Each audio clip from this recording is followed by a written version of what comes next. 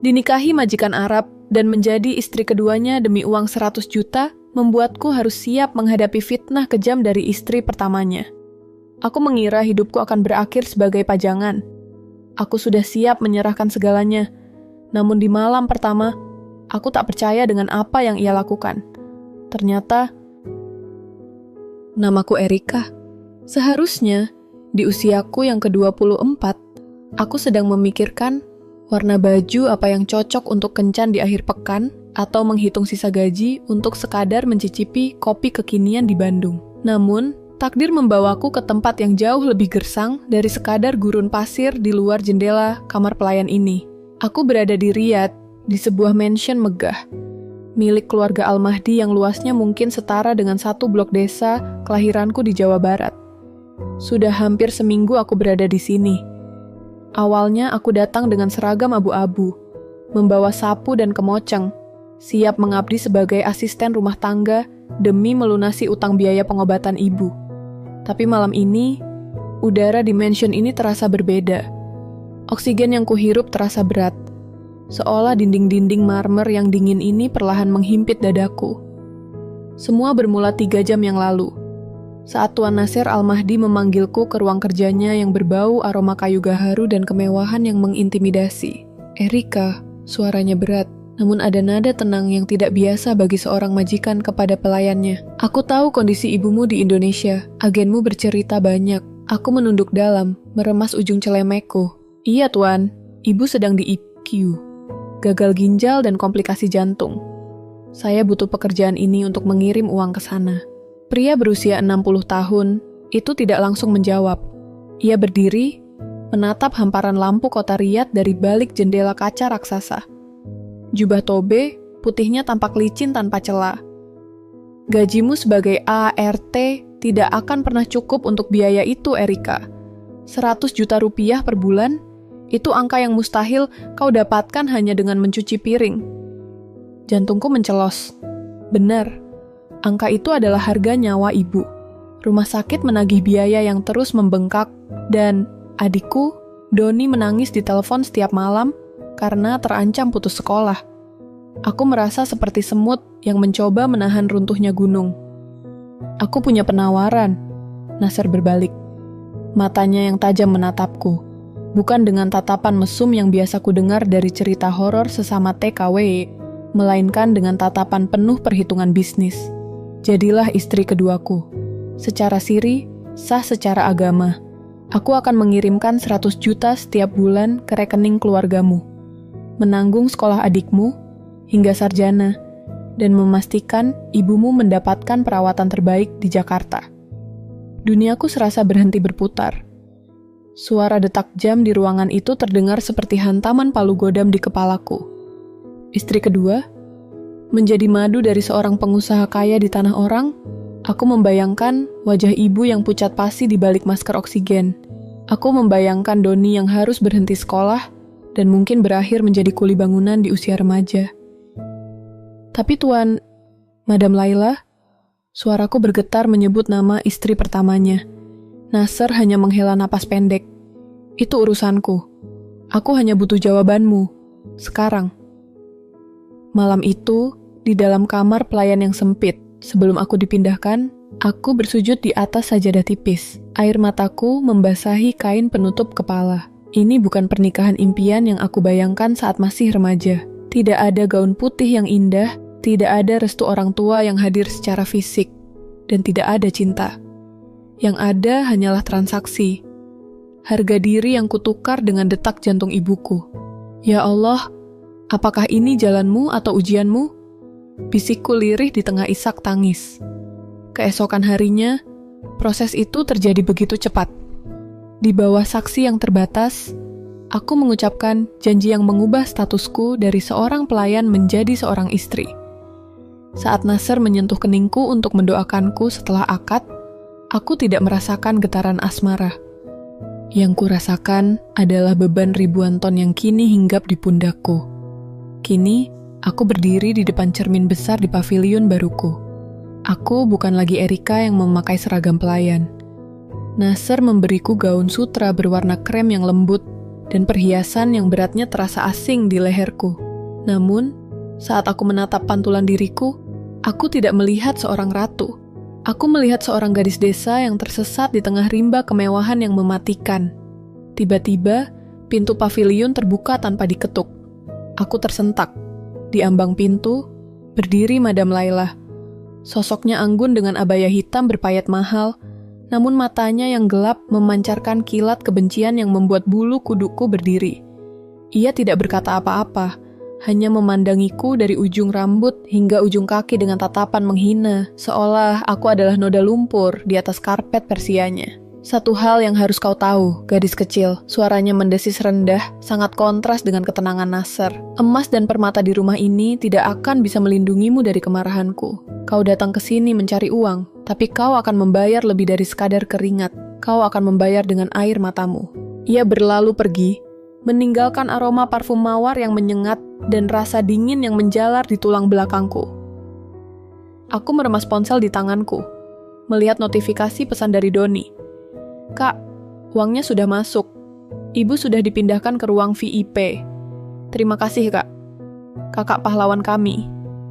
Aku memejamkan mata erat-erat, membiarkan satu tetes air mata jatuh melewati pipiku. Benar, kata Madam Laila, aku akan membayar semua ini dengan air mata. Dan ini baru hari pertama. Riyadh yang kulihat dari jendela kini bukan lagi kota penuh harapan, melainkan medan perang yang harus kutaklukkan demi mereka yang kucintai di tanah air. Aku harus kuat untuk ibu, untuk Doni, dan untuk diriku sendiri yang baru saja kukubur dalam-dalam demi sebuah pengabdian yang berdarah. Malam pertama sebagai nyonya di kediaman Al-Mahdi terasa lebih mencekam daripada malam-malamku saat masih menjadi pelayan.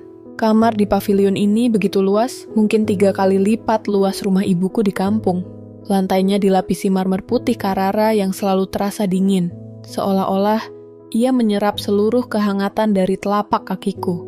Di atas ranjang berukuran king size dengan spray sutra yang licin, aku duduk mematung, merasa seperti benda asing yang dipaksa masuk ke dalam kotak perhiasan mahal. Nasser tidak datang malam itu. Ia mengirimkan pesan melalui asisten pribadinya bahwa ia harus menenangkan Laila di bangunan utama. Aku mengembuskan napas lega, namun sekaligus merasa hina. Aku adalah istri sah secara agama. Namun statusku di rumah ini tak lebih dari sebuah rahasia yang memalukan bagi penghuni lainnya.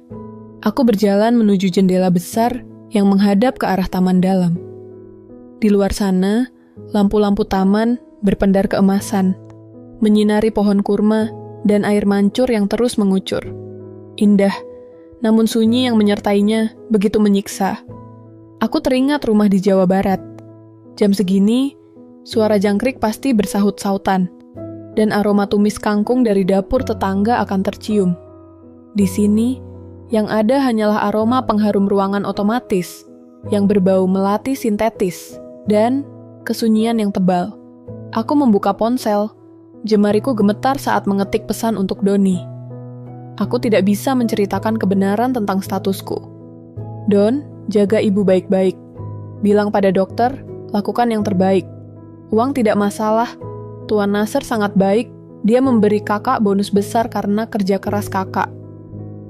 Kebohongan itu terasa seperti duri di tenggorokanku. Aku melempar ponsel ke atas kasur dan menyembunyikan wajah di kedua telapak tanganku. Air mata yang sejak tadi kutahan akhirnya tumpah juga. Aku bukan pahlawan, Doni. Aku hanyalah seorang wanita yang menjual kebebasannya agar kita bisa bernapas. Tiba-tiba, suara ketukan di pintu mengejutkanku. Jantungku berdegup kencang. Apakah itu Nasser? Atau Laila yang datang untuk melaksanakan ancamannya? Aku membuka pintu dengan ragu.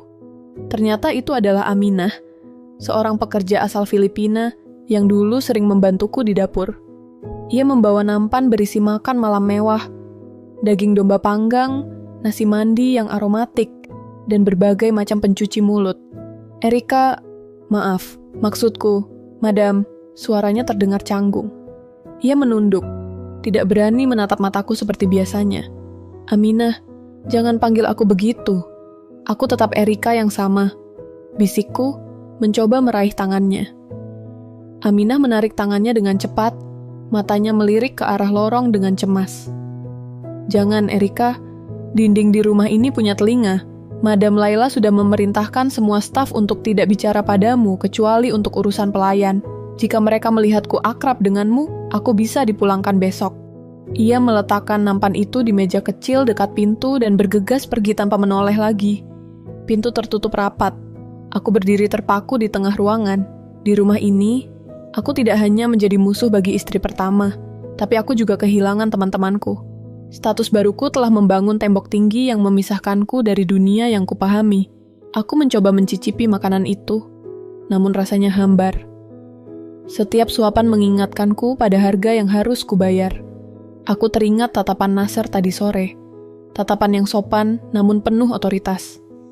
Ia adalah pria yang bijaksana. Tapi ia juga seorang penguasa yang terbiasa mendapatkan apa yang ia inginkan. Dan saat ini, yang ia inginkan adalah ketenangan di rumahnya, sesuatu yang aku ragukan bisa tercapai selama aku berada di sini. Malam semakin larut.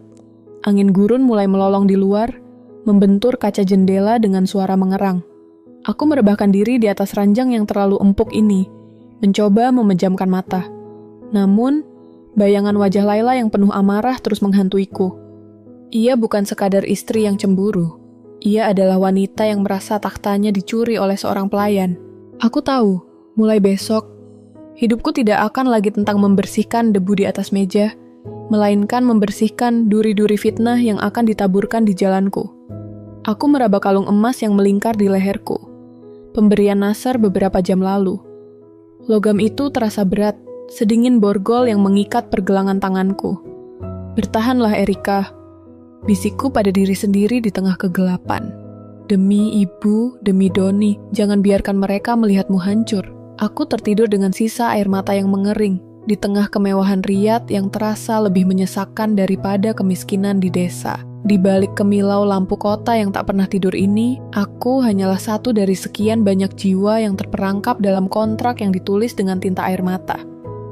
Sinar matahari Riyadh yang terik menembus celah gorden sutra di pavilionku. Membawa kenyataan pahit bahwa hidupku bukan lagi milikku sendiri. Pagi ini, aku tidak lagi terbangun oleh alarm ponsel untuk segera mengepel lantai pualam di bangunan utama.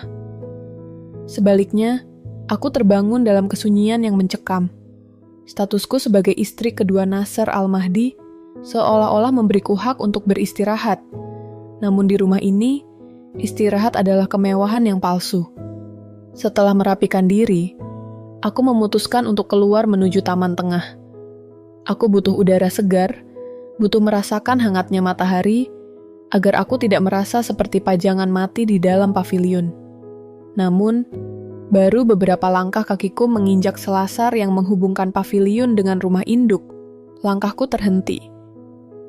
Madam Laila sedang duduk di kursi rotan mewahnya, dikelilingi oleh aroma kopi Arab yang kuat dan beberapa asisten pribadi yang tampak tegang. Ia sedang memegang sebuah majalah mode. Namun matanya sama sekali tidak menatap halaman itu. Begitu ia menyadari kehadiranku, ia menutup majalahnya dengan dentum keras yang bergema di selasar. Lihatlah siapa yang baru bangun. Suaranya tenang, namun mengandung racun yang sangat pekat. Ratu baru kita baru saja keluar dari sarangnya. Aku menunduk, mencoba tetap sopan. Selamat pagi, Madam Laila. Ia berdiri, berjalan mendekatiku dengan langkah yang anggun, namun mengintimidasi. Setiap ketukan sepatu hak tingginya di atas lantai marmer seperti detak jantung yang memburu. Ia berhenti tepat di depanku. Jaraknya begitu dekat, hingga aku bisa mencium aroma parfum mawarnya yang mahal. Aroma yang kini terasa menyesakan. Jangan pernah memanggilku madam dengan mulutmu yang kotor itu, desisnya. Ia menjangkau daguku, mengangkatnya dengan kasar agar aku menatap matanya yang berkilat penuh kebencian. Kau pikir dengan memakai baju bagus dan tidur di pavilion itu, kau setara denganku? Kau hanya pelayan yang kebetulan dibawa Nasser ke tempat tidur karena rasa kasihan. Kau tidak lebih dari sekadar sedekah yang bernyawa.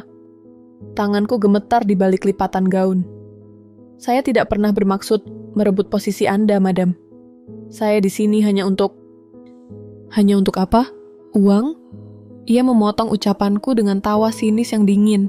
Kau pikir aku tidak tahu? Gadis desa miskin yang menjual diri demi ibunya yang sekarat. Sangat dramatis. Tapi dengar ini, Erika. Nasr mungkin memberimu uang, tapi aku yang memegang kendali atas rumah ini. Kau adalah noda di atas gaun putihku. Dan aku tidak akan membiarkan noda itu bertahan lama. Ia kemudian menoleh ke arah salah satu asistennya dan memberikan isyarat. Tak lama kemudian, asisten itu membawakan sebuah kotak kayu kecil. Laila membukanya, memperlihatkan sebuah gelang emas bertatahkan zamrud yang sangat indah. Nasr memberikan ini padaku 10 tahun lalu sebagai tanda kesetiaan, katanya sambil menimang gelang itu. Kemewahan seperti ini tidak didapatkan dengan cara instan melalui kontrak siri. Ini adalah tentang martabat. Dan martabatmu, Erika, harganya tidak lebih dari kain pel yang kau pegang minggu lalu. Tiba-tiba, ia menjatuhkan gelang itu tepat di bawah kakiku. Logam mulia itu berdenting nyaring saat menghantam marmer. Ambil, perintahnya singkat. Aku terpaku. Maaf, madam. Ambil. Bersihkan debu yang mungkin menempel di sana dengan tanganmu. Bukankah itu pekerjaanmu? Aku merasa harga diriku diinjak-injak sampai ke dasar bumi. Air mata mulai menggenang di pelupuk mataku. Aku ingin berteriak, ingin lari kembali ke kampung halamanku, meski harus hidup dalam kemiskinan, asalkan aku tidak diperlakukan seperti binatang. Namun, bayangan tagihan rumah sakit ibu dan wajah Doni yang penuh harapan muncul di benakku. Aku harus menelan semua kehinaan ini. Dengan tangan yang sangat bergetar, aku perlahan berlutut. Di hadapan Laila dan para asistennya yang menonton dengan diam, aku memungut gelang itu. Aku bisa merasakan tatapan menghina mereka membakar punggungku. Bagus, Laila tersenyum puas. Sebuah senyum kemenangan yang kejam. Ingat posisi itu, Erika. Berlutut adalah posisi alamimu di rumah ini. Jangan pernah mencoba berdiri tegak di hadapanku. Atau aku akan memastikan kau pulang ke Indonesia dalam peti mati bersama ibumu. Ia berbalik dan pergi, meninggalkan aku yang masih bersimpuh di atas lantai dingin. Aku meremas gelang itu kuat-kuat hingga pinggirannya yang tajam melukai telapak tanganku. Rasa sakit di tanganku tidak sebanding dengan rasa hancur di dalam dadaku. Aku berdiri dengan sisa-sisa kekuatan yang ada, menghapus air mata dengan kasar. Aku tidak boleh menyerah sekarang. Jika aku hancur, maka harapan keluargaku ikut hancur. Laila ingin melihatku merangkak, tapi aku akan belajar untuk berjalan di atas duri-duri yang ia tebar. Di bawah langit Riyadh yang biru bersih, aku menyadari bahwa paviliun mewah ini bukan sekadar sangkar emas. Ini adalah medan perang. Dan di medan perang ini, air mataku adalah peluru yang harus kusimpan. Sementara ketabahanku adalah perisai yang akan melindungiku dari serangan yang lebih kejam di hari-hari mendatang. 3 minggu telah berlalu sejak janji suci yang kurasakan lebih seperti vonis itu diucapkan. Aku mulai terbiasa dengan rutinitas yang aneh. Bangun di paviliun mewah, sarapan dalam kesunyian yang mencekam, dan menghindari area utama rumah agar tidak berpapasan dengan Madam Laila.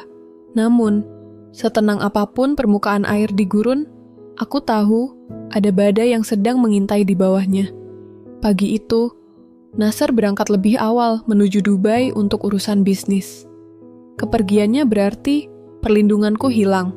Saat aku sedang merapikan beberapa buku di perpustakaan kecil pavilionku, pintu diketuk dengan keras. Bukan ketukan sopan pelayan, melainkan gedoran yang penuh otoritas.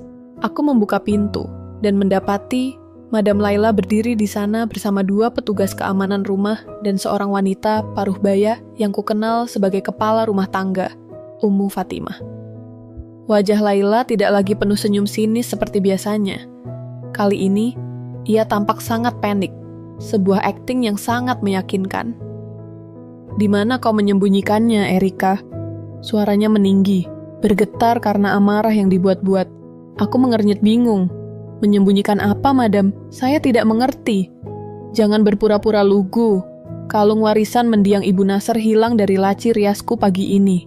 Itu adalah perhiasan paling berharga di keluarga Malam Al-Mahdi. Dan hanya kau, orang asing di rumah ini, yang punya motif untuk mencurinya. Jantungku serasa berhenti berdetak. Saya tidak pernah masuk ke kamar Anda, Madam. Sejak hari pertama, saya dilarang menginjakkan kaki di bangunan utama tanpa izin. Geledah tempat ini, perintah Laila tanpa memedulikan pembelaanku. Para petugas keamanan itu mulai mengacak-acak pavilionku. Mereka melempar bantal-bantal sutra ke lantai, mengosongkan laci meja rias, dan membongkar lemari pakaianku. Aku berdiri mematung di sudut ruangan, meremas jemariku hingga memutih. Aku merasa seperti terdakwa yang menunggu vonis tanpa pernah melakukan kejahatan. Madam, tolong, saya tidak mungkin melakukan itu. Untuk apa saya mencuri kalau Tuan Nasser sudah mencukupi semua kebutuhan saya? Bisikku dengan suara parau. Laila mendekat, matanya berkilat tajam. Karena kau serakah, karena mental pelayanmu tidak pernah hilang. Kau ingin punya tabungan rahasia kalau Nasser menceraikanmu, bukan? Tiba-tiba, salah seorang petugas berseru. Ia menarik sebuah kotak beludru merah kecil dari sela-sela lipatan mukena di dalam lemari pakaianku. Mukena yang baru saja kugunakan untuk salat subuh tadi. Dek, rasanya seluruh darah di tubuhku turun ke kaki. Kotak itu dibuka. Di dalamnya, melingkar sebuah kalung berlian dengan mata zamrud yang sangat besar. Cahayanya yang berkilauan, seolah mengejek kemiskinanku. Aku menggeleng kuat-kuat. Tidak, itu bukan milikku. Aku tidak pernah melihat kotak itu sebelumnya. Sumpah demi Allah, Madam. Laila mengambil kotak itu dengan senyum kemenangan yang nyaris tak terlihat. Bukti sudah ada di tangan. Kau tertangkap basah, Erika. Di Arab Saudi, hukuman bagi pencuri sangatlah berat. Kau ingin tahu apa yang terjadi pada tangan yang mengambil milik orang lain di sini? Aku jatuh terduduk di lantai marmer yang dingin. Duniamu gelap seketika. Aku membayangkan polisi datang. Borgol besi mengunci pergelangan tanganku. Dan berita ini sampai ke telinga Doni. Ibuku, bagaimana jika ia mendengar anaknya yang menjadi harapan keluarga ternyata adalah seorang pencuri? Tolong, Madam. Jangan panggil polisi. Saya difitnah. Seseorang menaruhnya di sana. Rintihku sambil bersujud di kakinya. Aku tidak peduli lagi dengan harga diri. Yang kupikirkan hanya keselamatan keluargaku. Laila menunduk, berbisik tepat di telingaku sehingga hanya aku yang bisa mendengarnya. Ini baru permulaan, gadis desa. Aku bisa saja memanggil polisi sekarang, tapi itu terlalu mudah. Aku ingin Nasser sendiri yang mengusirmu seperti anjing kurap. Aku akan menyimpan kalung ini, dan saat Nasser pulang lusa, ia akan melihat siapa wanita yang ia nikahi sebenarnya. Ia berdiri tegak kembali, menatap Ummu Fatimah. Kunci dia di sini. Jangan beri dia akses ke telepon atau siapapun sampai Tuan Nasser kembali. Biarkan dia merenungi nasibnya di dalam sangkar ini. Pintu pavilion ditutup dan dikunci dari luar. Aku merangkak menuju pintu, menggedornya hingga tanganku memar, namun tak ada jawaban. Aku terisak di balik pintu kayu yang tebal itu. Riyadh yang semula kulihat sebagai kota penuh cahaya, kini terasa seperti penjara bawah tanah yang gelap. Aku menatap foto ibu yang kuselipkan di balik casing ponselku. Ibu, maafkan Erika. Erika hanya ingin ibu sembuh, tapi dunia di sini terlalu kejam. Malam itu, aku tidak tidur. Aku menghabiskan waktu di atas sajadah, memohon keajaiban. Aku sadar, kecantikan dan kemudaanku tidak ada artinya di hadapan kelicikan Laila. Aku sedang berjalan di atas seutas benang tipis, di atas jurang kehancuran. Dan satu-satunya yang bisa menyelamatkanku hanyalah kebenaran yang entah bagaimana caranya harus terungkap. 2 hari aku terkurung dalam pavilion yang kini terasa seperti sel isolasi. Setiap kali ku dengar langkah kaki di luar, jantungku berdegup kencang, mengantisipasi apakah itu petugas polisi atau Nasser yang membawa surat cerai. Aku tidak diberi akses ke ponsel. Duniaku menciut hanya sebatas dinding marmer dan bayangan kecemasan tentang ibu di tanah air. Sore itu, pintu akhirnya terbuka. Nasser berdiri di sana. Wajahnya yang biasanya tenang kini tampak keruh, gurat-gurat kelelahan setelah perjalanan dari Dubai bercampur dengan kekecewaan yang mendalam. Di belakangnya, Laila berdiri dengan wajah yang diset sedemikian rupa, agar tampak seperti istri yang tersakiti. Nasser tidak membentak. Ia hanya duduk di kursi kayu jati dan meletakkan dua benda di atas meja. Kalung zamrud yang ditemukan di lemari pakaianku dan sebuah amplop coklat. "Erika," suaranya rendah, namun menggetarkan keberanianku. "Aku bisa memaafkan jika kau merasa kekurangan uang dan mengambil kalung itu. Aku bisa memahamimu jika engkau hilaf karena beban biaya ibumu. Tapi ini..." Ia menyentuh amplop coklat itu. "Ini adalah pengkhianatan yang berbeda." Aku mendekat dengan kaki gemetar. "Tuan, demi Allah, saya tidak mengambil kalung itu. Saya difitnah." "Dan amplop apa itu?" Nasser mengeluarkan tumpukan kertas dari dalamnya. Itu adalah hasil cetak, print-out, percakapan pesan singkat, dan foto-foto. Mataku membelalak saat melihat foto diriku bersama seorang pria di sebuah pematang sawah di kampung halaman. Itu adalah foto lama dengan Satria, mantan kekasihku sebelum aku berangkat ke Saudi. Namun, di bawah foto itu, tertera deretan pesan mesra yang seolah-olah baru saja kukirimkan minggu lalu. "Tunggu aku pulang, sayang. Aku hanya mencari modal dari orang tua ini, agar kita bisa menikah nanti." Kalimat itu tertulis di sana. Nama pengirimnya adalah namaku. Nomornya pun nomor ponselku. "Ini tidak benar, Tuan. Ini palsu!" Teriakku histeris. Air mata yang kukira sudah habis kembali tumpah. Saya tidak pernah berhubungan dengan Satria sejak saya menginjakkan kaki di Riyadh. Ponsel saya saja selalu diawasi. Laila maju selangkah, suaranya terdengar prihatin yang dibuat-buat. "Nasser, aku sudah bilang padamu, gadis ini hanya memanfaatkanmu. Dia menggunakan uang kirimanmu untuk membelikan pria ini motor dan modal usaha di desa." Ummu Fatimah bahkan melihatnya sering menangis, sambil menelepon diam-diam di malam hari. "Bohong, itu bohong," aku menjerit, menatap Laila dengan kemarahan yang membuncah. "Anda yang merencanakan semua ini, Anda yang menaruh kalung itu, dan Anda yang memalsukan percakapan ini." Nasser mengangkat tangannya, memintaku diam. Ia menatapku dengan tatapan yang sulit diartikan. Ada perpaduan antara kemarahan, keraguan, dan sesuatu yang menyerupai rasa kasihan yang menyakitkan. "Erika, teknologi tidak bisa berbohong sesederhana itu. Tim IT kantorku melacak sinyalnya. Dan pesan-pesan ini dikirim dari jaringan wifi rumah ini," kata Nasser dingin. Aku ambruk di atas lantai. Aku baru menyadari betapa rapi rencana Laila. Ia pasti telah menyuap seseorang untuk meretas ponselku atau menggunakan perangkat pengganda SIM card. Di rumah ini, dia adalah ratu yang memiliki segalanya, sementara aku hanyalah butiran debu yang mudah ditiup angin. "Aku menikahimu karena aku mengira kau adalah oase di tengah gurun hidupku yang penuh tipu daya," gumam Nasser. Lebih kepada dirinya sendiri. "Aku ingin menolongmu, tapi kau justru menjadikan kemurahanku sebagai bahan tertawaan bersama kekasihmu." "Tuan, tolong lihat mata saya," bisikku sambil merangkak mendekat. "Saya memang miskin, saya memang tidak punya apa-apa, tapi saya punya harga diri. Jika saya ingin mengkhianati Anda, saya tidak akan melakukannya demi uang. Saya bertahan di sini hanya untuk ibu. Demi nyawa ibu, saya bersumpah tidak pernah mengirim pesan itu." Nasser berdiri. Ia tidak menyentuhku. Ia hanya menatap kalung dan kertas-kertas itu sejenak. "Aku tidak akan menyerahkanmu ke polisi," ucapnya akhirnya, yang membuat Laila tampak terkejut dan tidak puas. "Tapi jangan harap kau bisa bebas keluar dari pavilion ini. Aku akan memutus akses komunikasimu sepenuhnya.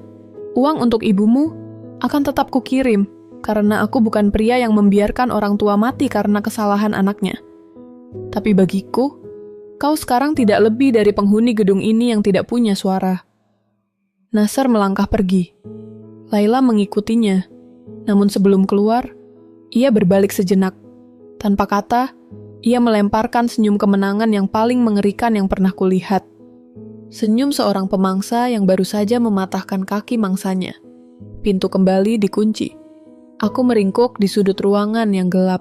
Malam itu, Riyadh terasa begitu sunyi, hingga aku bisa mendengar detak jantungku sendiri yang penuh luka. Aku kehilangan kepercayaan Nasser. Aku kehilangan suaraku. Aku terjebak dalam fitnah yang begitu sempurna hingga kebenaran pun tampak seperti lelucon. Aku menatap langit-langit, membayangkan wajah ibu. Ibu, Erika masih bertahan. Meski kini Erika dianggap pendosa, setidaknya ibu tetap bisa berobat. Dalam kegelapan itu,